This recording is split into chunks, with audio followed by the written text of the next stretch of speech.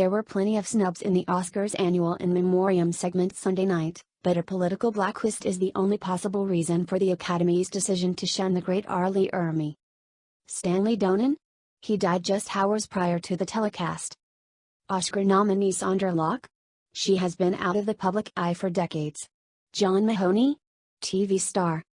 Ricky Jay? Too few movies. Vern Troyer? Too few movies.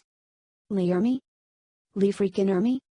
This snub is without question the act of Hollywood blacklisters who want the man erased, memory hold, and forgotten. A man whose personal political beliefs are verboten in an increasingly fascist industry. Ermey was a Marine for 11 years and a decorated Vietnam veteran. When he retired from the Corps in 1972 due to injuries, he jumped into the motion picture business as a technical advisor. This led to a storied acting career that anyone with any aspiration in that field would envy. Over the course of a 40-year career, Ermey stacked up 125 film and television credits. This includes roles in a number of popular and iconic movies, including Mississippi Burning, 1985, Leaving Las Vegas, 1995, Say 7N, 1995, Dead Man Walking, 1995, Texas Chainsaw Massacre, 2003, and the Toy Story trilogy, 1995 to 2010. On television, he appeared in Miami Vice, The Simpsons, Family Guy, and a ton of other animated shows. He was also the star of his own reality shows.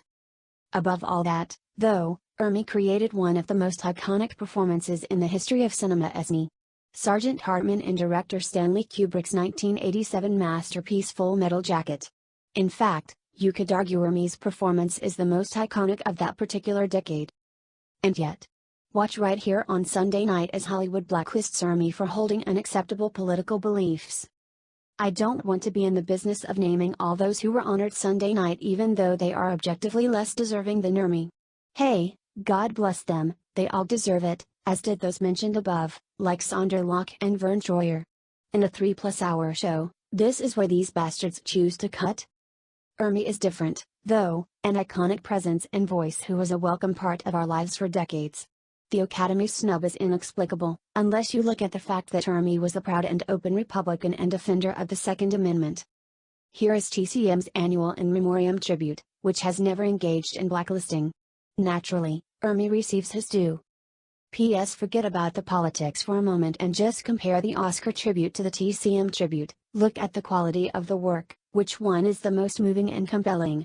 How is it that a cable network simply blows away the Motion Picture Academy every year?